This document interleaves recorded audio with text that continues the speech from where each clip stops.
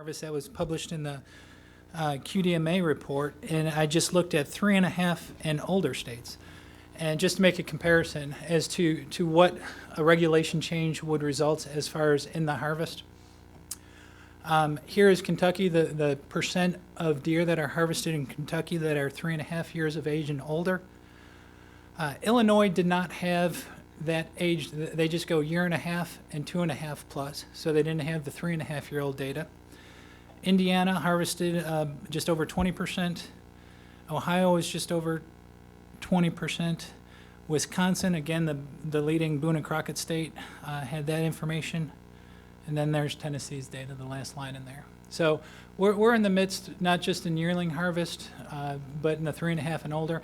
Yeah, we're maybe the second in there, but we're still in that clump there as far as the 3.5-year-old and older age class when it comes to those other states that have more restrictive limits.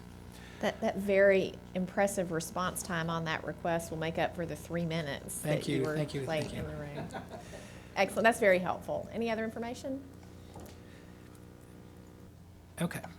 If I may continue, I'm actually going to turn over the microphone and call up Chuck Yost. Chuck Yost is the deer coordinator and the wild hog coordinator for the state of Tennessee, and he's been in that position.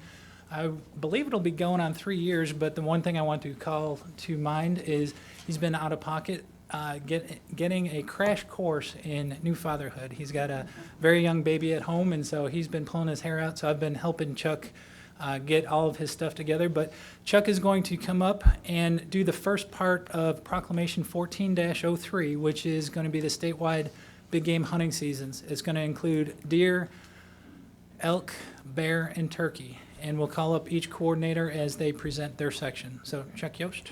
And thanks again, Chief. Your information was very helpful. Chuck, welcome. Thank you. Appreciate that. Thank you, Daryl. As you guys know, I'm a pretty transparent person, and I want to admit to everybody that Daryl had a slide up there that was titled, it essentially said that the UT survey created a conundrum. I had to Google that, and I have to do that in conversations with Daryl occasionally. But just in case it helps somebody else, it's a riddle whose answer is or involves a pun, so there we go.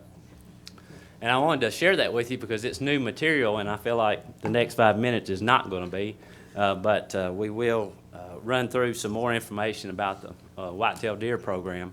And I will say that I'm honored to represent what seems to be the premier deer management program in the country. And I say that based on the feedback that we get annually through the surveys. And you'll see as a sign of that success is this graphic, and this is one that all of you are familiar with, but it shows the deer harvest over time in thousands, and showing that we went through a large increase through the restoration phase and then a leveling off, and this past year ended at about 168,000 whitetail deer. Now the next little bit of information is going to be regarding recommendations or proposed changes to the whitetail deer seasons. And as you guys know, we have 3 units that we manage our deer by, and that's Unit L, A, and B. And many years when we present this information, we'll have a suggested change for a county, but in the case of this year, there's no change to counties within the units. So what we had this past deer season will remain the same based on our recommendation. And this is the gist of the changes, and that is simply to make some adjustments to the antlerless opportunities in counties. We show some slight changes in Blount County, Marion, Putnam, Tipton, and Washington counties. And in some cases, it's a small reduction in antlerless opportunities, and then in the other cases, a small addition or additional opportunities. This is a graphic that we're probably also familiar with. This is one we use in a hunting guide each year, and this is a carbon copy of last year, but I'm going to shine back here towards the back, and you'll see that the statewide limit would stay the same at 3, And there's no sense in revisiting that anymore because it's been so much of the discussion, but that would be the case. And then our calendar would be the same. The recommendation is that there's no change to the calendar. And as you can see from the graphic, the green days being your archery days, yellow, your muzzleloader, and then red, your gun days. And then you've also got a couple of youth hunts there in the end of October and mid-January. And that concludes the recommendations regarding the whitetail deer seasons. Great. We can pause there for questions if you like. Thank you, Chuck. Commissioner Teague and then Commissioner McMillan and Bledsoe. I just had one. Can you click back a couple slides to your deer units? I may have.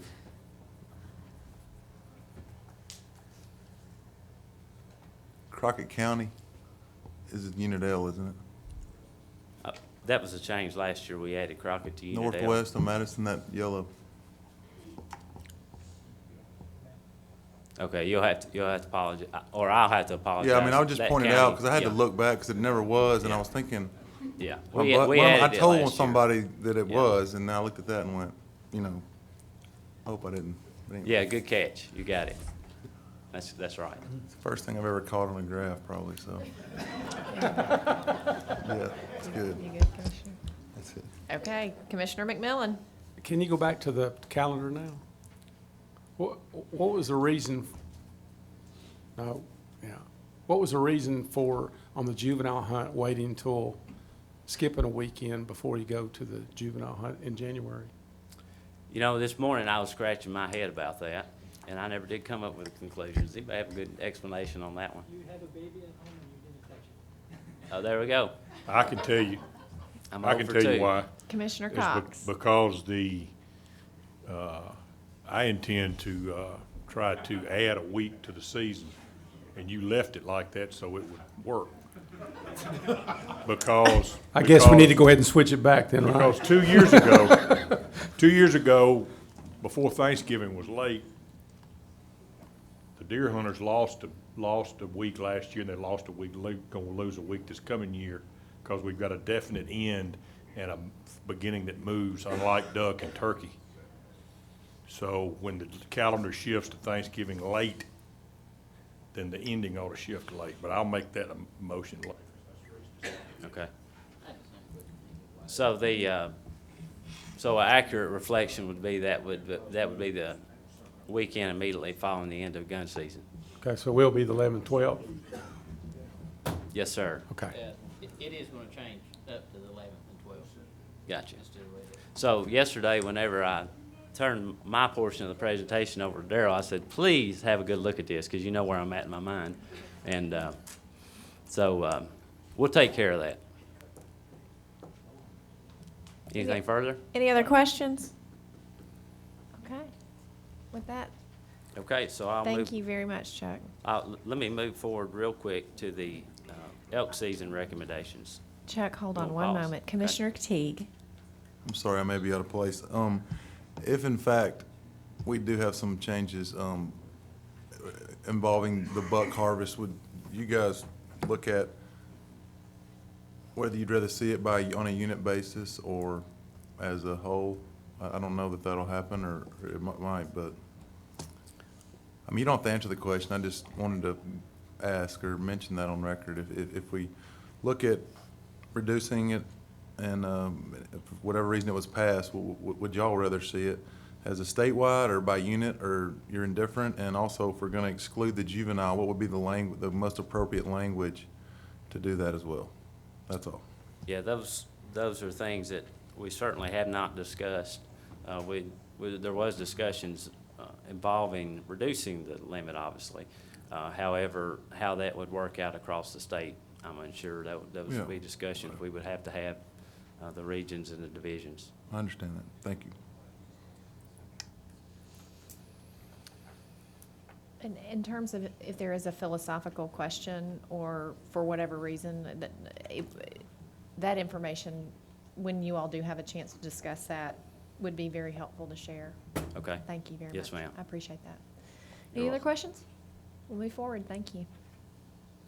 Okay, so Now on to the elk season recommendations, which are, there are no recommendations, and that we would ask that things remain the same, which is that there'll be 5 bull tags on the North Cumberland WMA, and you can see the dates there of that hunt, and then to have, or to keep the 1 youth tag that exists there also. And that's all the information regarding the elk program. Yes, sir. Commissioner Bledsoe. Does the youth elk hunt, is that not the same weekend as a youth deer hunt? It is. Why would we? Oh, okay, it's just one person, never mind. I just didn't want to knock them out of getting to hunt everything they could hunt, so. See a deer, they shoot it. Yeah.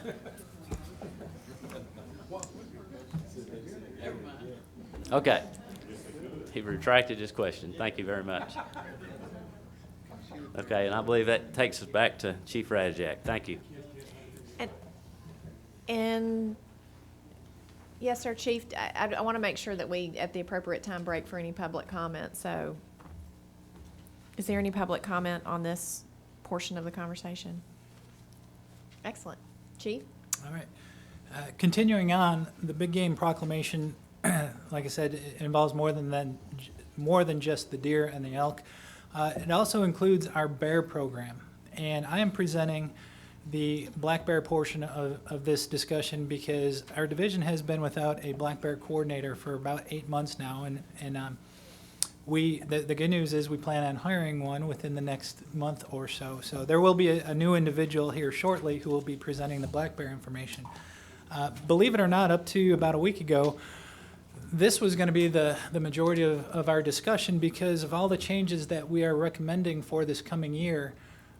Black bears, there's significant changes, but it's really not changing much. But that discussion will begin now. What I wanted to do just over the course of the next few minutes is talk about a little bit about the harvest results and how we manage black bears, and then get into our recommendations. But you have been hearing for a number of years about we've been working on a black bear management plan. We are in the home stretch. We can almost see the finish line, and we want to begin implementing some of the changes that will result that will come forward as a result of finishing up this black bear management plan. So to start things off, the way we manage our black bears, we keep track of different sets of numbers for bears. And we currently use bait stations as one of the key indices that we look at to track the bear populations. And we also look at harvest. And if you look at this graph here, the blue bars, are the number of bears we kill in Tennessee every year, and this is from 1981. The red line that you see here is our bait station index. This is where we hang a bait station. We leave it out there for about 5 days, and then we revisit that bait station to see if a bear visited it. And that's just the percent of bait stations that are hit annually. And you can see over the last 6-7 years, we're somewhere about 60-70%. This was our peak year. 82% of all the bait stations we put out there were visited by bears.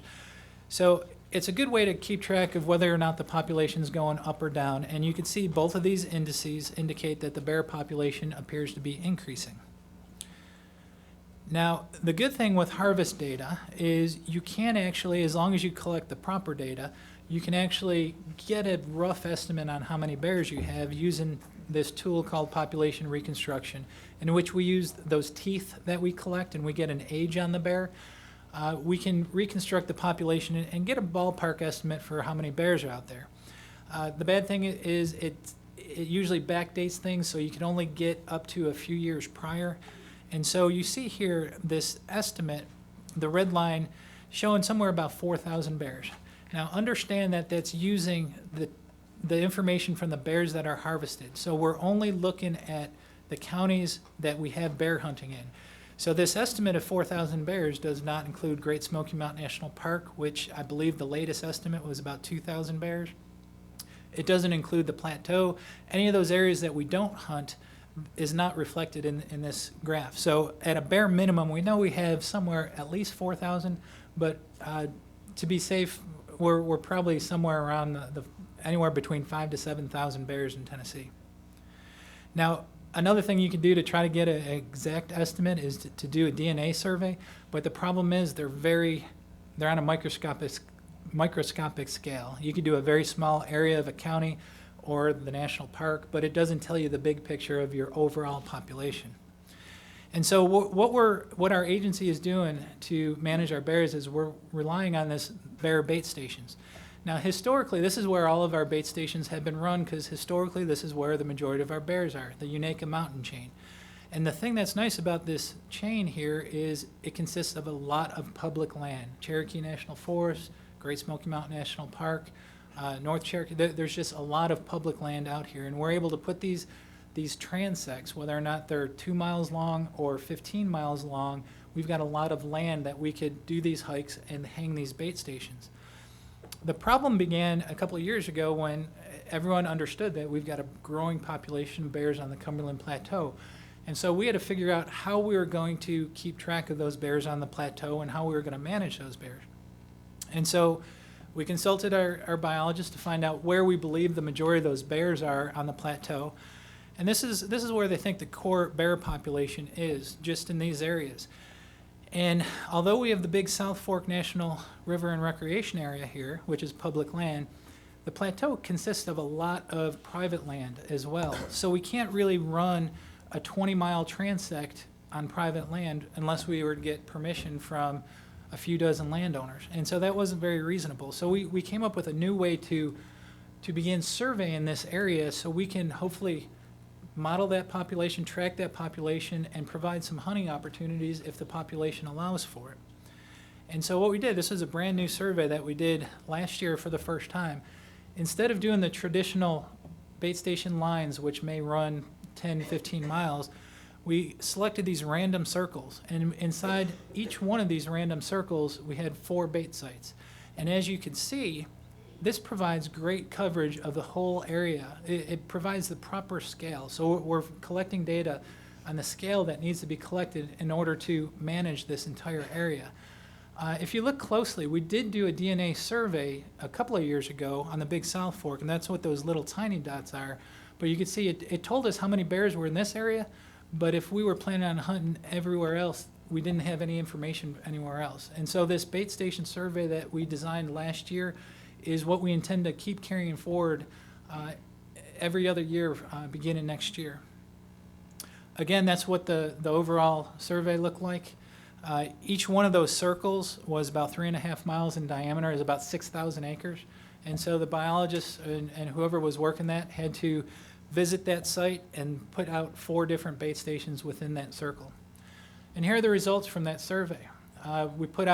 We had 61 total circles, but 238 bait sites, and we didn't have a ton of hits. There is 18% of those overall sites that were hit, 6% overall bait sites that were hit. So what that is telling us in that Cumberland Plateau, we've got a bear population that's scattered throughout that area, but it's not near as high as the bear population in the Unaka Mountains. But it's a starting point. We have our data, and we know we have bears distributed throughout that whole area, but it just pales in comparison when it comes to the Unaka Mountains. And so everyone has seen this map, or the commissioners that have been present in years past has seen this map on where we've always believed bears to be. Obviously, Unaka's is the core bear area. The plateau is growing, and then all this hatched mark area is where we're likely to get calls about seeing a bear. And so we know the bear population is expanding, and we're very comfortable with that. In fact, the public is very comfortable with that. A different survey showed that the public is very, very open to this idea of bear expansion. And so we've been working on this black bear management plan for 3 years, and I have to give the greatest credit, Dan Gibbs, with us being coordinatorless for a while. Dan has spearheaded many of the meetings to get this accomplished. And what we came up with is how we intend to manage bears from this point forward. We more or less have come up with 3 distinct bear management units. This area in green is where our core area is, and it's where our highest bear densities are. The next shade green, Bear Management Unit 2, I'll get to here. This is where we expect to see the growth of the bear population. And the lightest color, this Bear Management Unit 3, is where we have potential bear habitat. We don't have bears there now, but give it 5 or 10 years, we may very well have bears here. And so the objective for each of these units, we're striving to stabilize the populations. I don't want to say we want to decrease them, but in some areas, we got bears coming out of our ears in some of these dark green areas. But we definitely want to stabilize the populations in that core area. And we do want to allow for growth in Bear Management Unit 2. Even though we allow for growth, that does not mean we cannot provide hunting opportunity. And so what you'll see here is we are creating bear hunt zones. Historically, we've always set the bear limits, and we went county by county. And we wanted to come up with a more biologically sound way for setting up these hunt zones. And so what these hunt zones will do is provide uniform hunting regulations. Now, these will be based on different things. Obviously, the resource, the amount of bears that are there, and what maximum opportunity we could provide for those bears without causing any negative impacts. But a lot of it is based on traditions and land use. And so we're more or less creating 5 different hunt zones for bears. And the way those look, if you take that map, the first one we'll look at, we're going to call it Bear Hunt Zone 1. And it consists, if you look at the counties, these are similar to what was in the hunting guide last year. But what we intend to do from this point forward is, instead of recommending individual county changes here or there, we would recommend a change that affects the entire hunt zone.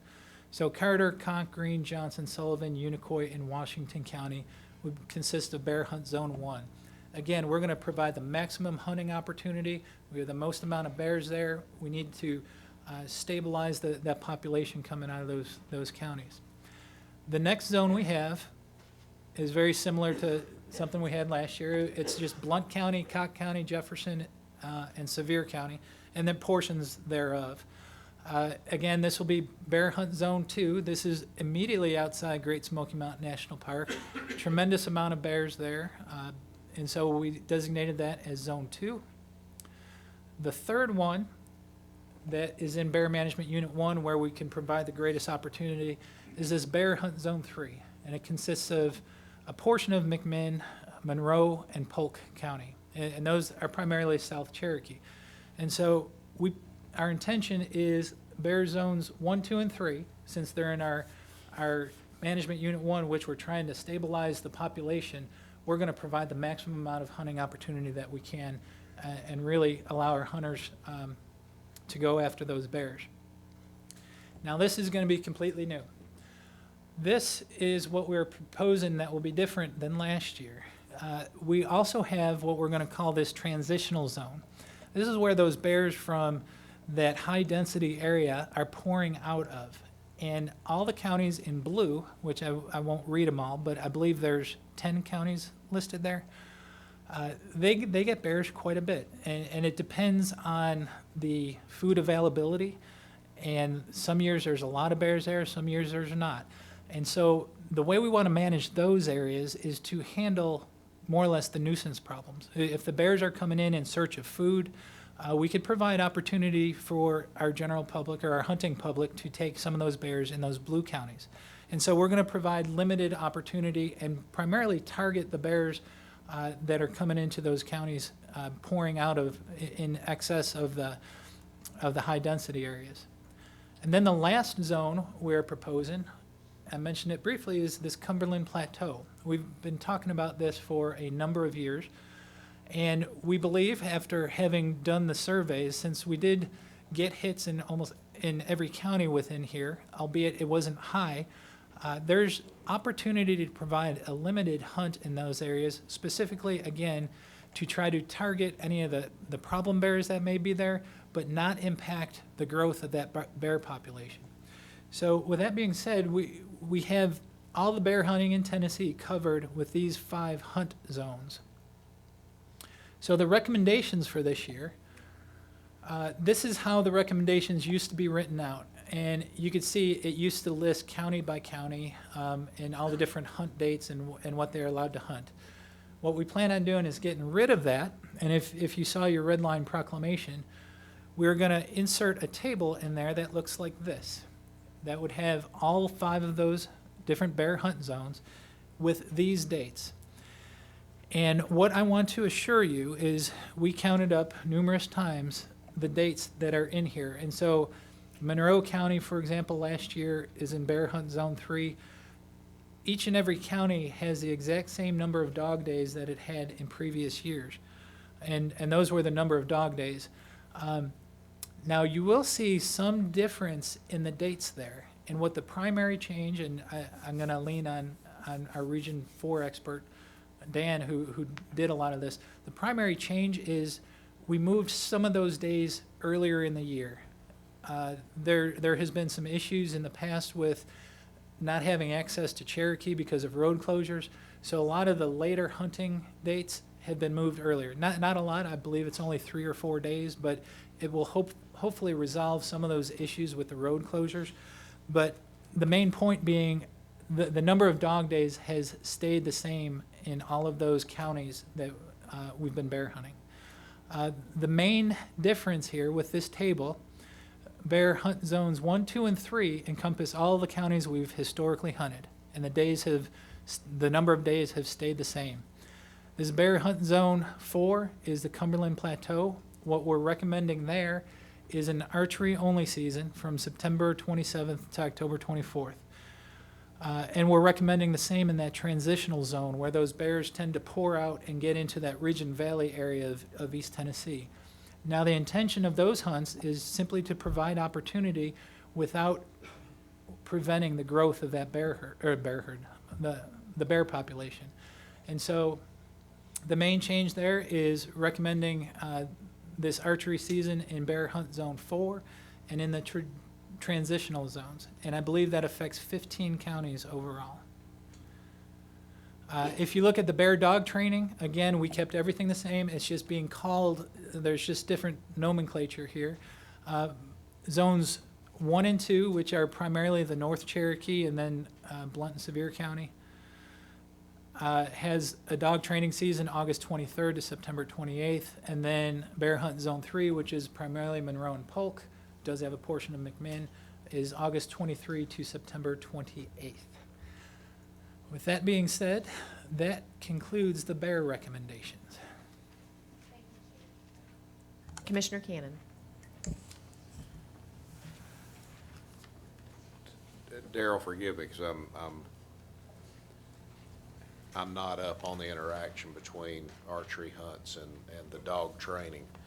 But I'm looking at the calendar, and it appears that there will be 2 days in zones 1 and 2 where there will be an overlap where folks can train dogs, but that archery hunting will be taking place at the same time. Is that? And that's the way it's been? Mm-hmm. I just want to, I'm learning here. Yes. It's more of a learning question than anything. Yeah, there is a little bit of overlap. Okay, thank you. Any other questions? Commissioner King. I have a question on bear too. Those bears, the green counties there, where you Yes. said you have bears coming out your ears, where do they, how far do they tend to roam? Do they go back to those, do they roam into those other counties and go back? A bear range is extremely pliable. So when they have ample food, they'll sit their butt down and more or less stay put until all that food's gone. Once in a while, we have mast failures, whether it's soft mast such as the berry crop or hard mast such as the nut crop, and the bears have to wander in search of food. So whereas they may stay in an area that's a few square miles when there's ample food, if there's no food, they could wander from one end of the county to 2 counties over in search of food. We had a bear, just, this is anecdotal, but 4 or 5 years ago, we had pin marks on a map because a bear came off the plateau, came through Rutherford County, down through Williamson, up around Hickman. It did a complete loop around Nashville. And so they have the tendency to go on these long expeditions in search of food. Those males, those are primarily young males, but it varies greatly. Most of their wanderings is based on food or trying to find a mate. They'll wander great distances. So for them to keep moving west wouldn't be likely without, Well, We I don't really we wanna pulled a lose my bear out cane. of we pulled a bear out of Memphis 3 years ago, and so the bears will be in Middle Tennessee and West Tennessee. Individual bears, they've already come through, and so within the next 5 years, we're going to see more and more individual bears. The key to the bear range maps is where they call their home areas, and so those bears generally tend to go back. It may be 5 or 10 years before we start getting bears that stay year-round in Middle Tennessee. Any other questions? Yes, sir. Commissioner? Yes, Darrell, do we, seeing the same kind of population in Kentucky to move across? The population in Kentucky is primarily in Daniel Boone National Forest. They're coming down. They've done many studies. Do you recall what their population estimates were in Kentucky? It was very low compared to ours. Yeah. They was 2 years later. Yeah, we're getting bears. We're getting bears up from North Alabama, Mississippi, even Arkansas. We had a bear come through. I do want to make a correction, and I see it now. Dan pointed out I had Bear Zone 3. You could see I copied this date and just put it down here, and I forgot to edit it. What are the correct dates for it? It's correct in your proclamation. Bear Zone 3 is September 3 through 12. So this was just a typo in my slide. So it should be listed properly in your proclamation. Yes, and that's exactly what it was last year for Monroe and Polk. Any other questions from the commission? Commissioner? It's not a question.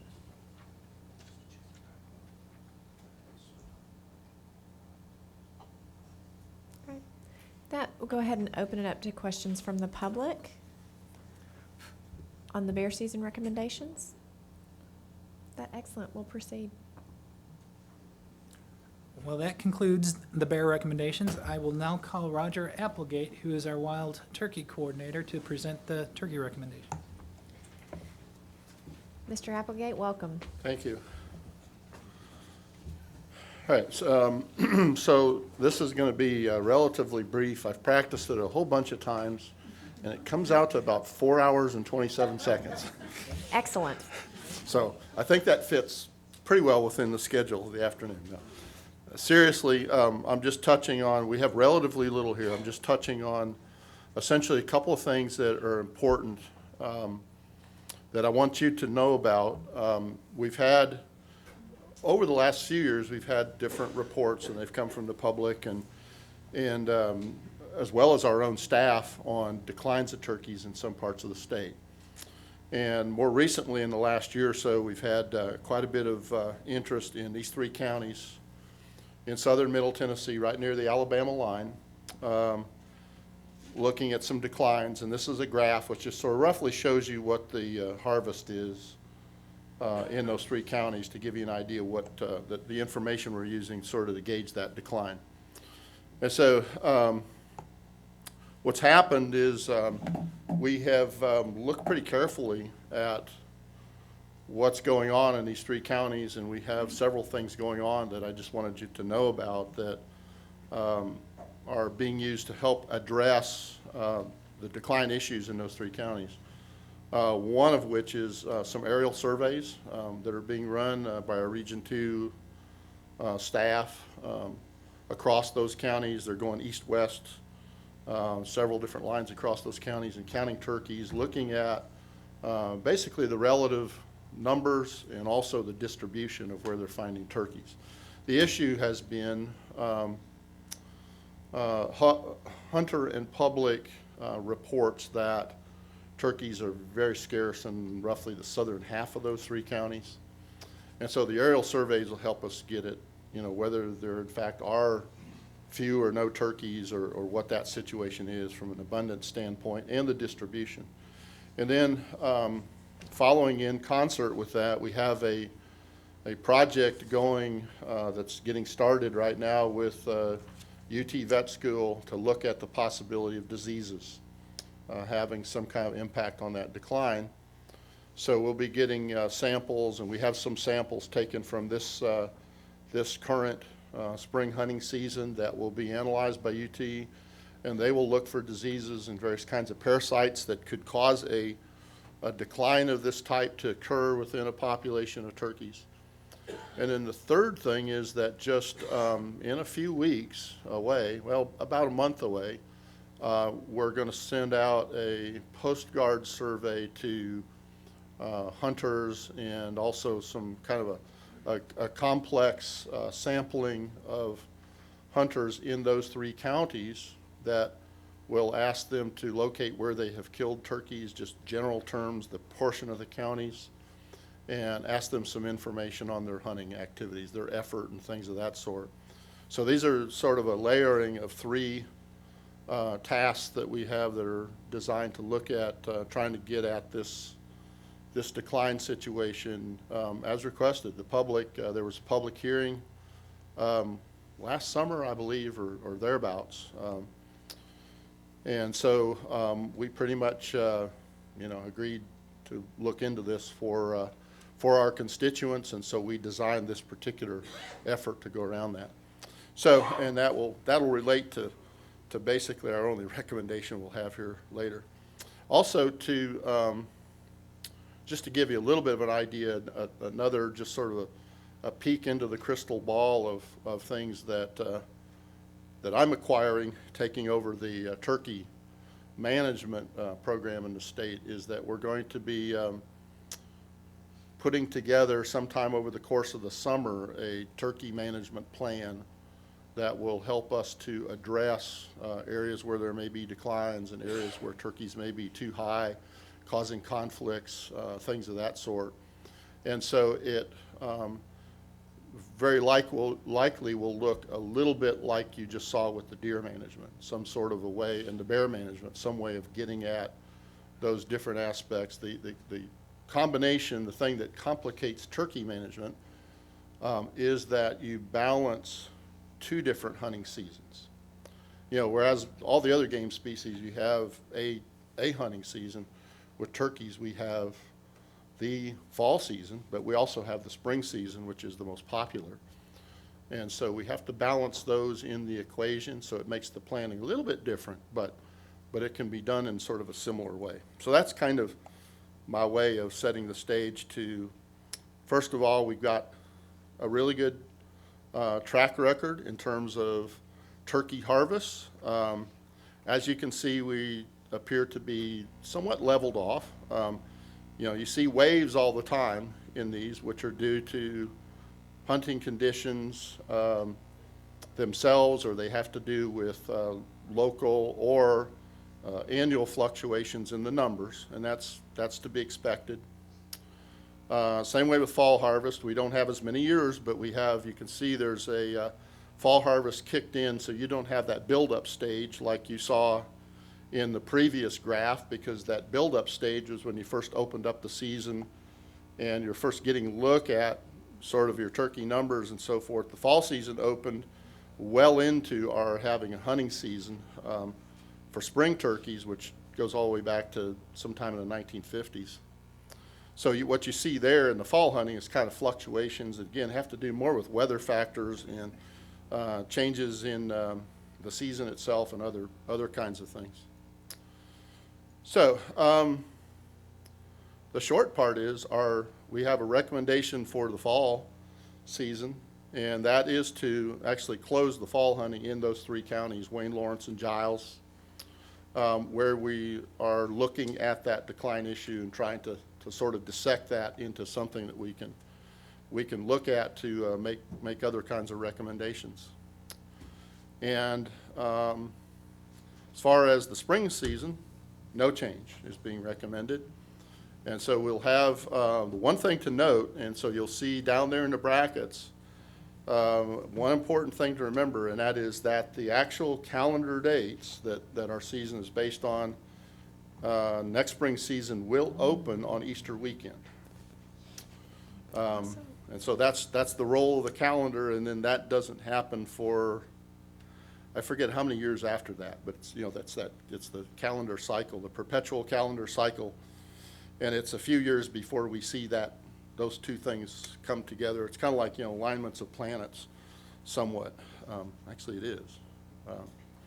Actually, when it comes down to it, that's the reason the calendar changes. It's alignments of, never mind. But anyway, so that's it. It's the alignment of of the planets, and it causes the calendar to align that way. So we end up matching up Easter on the weekend that we're supposed to be opening spring turkey season. And so, and also there's the young sportsman hunt. That's going to be the same way, weekend prior. So those dates will be the 20th and 29th of March. So it's it's the weekend prior to when we open the regular spring season. And bag limits will be all the same, but you'll notice as part of that came up, there's a line through that.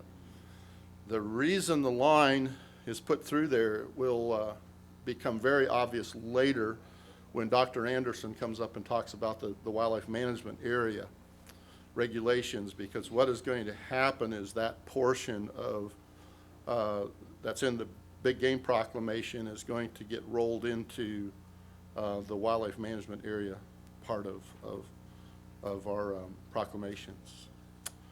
And so that's pretty much it. And I did that in less than 4 hours, which is amazing.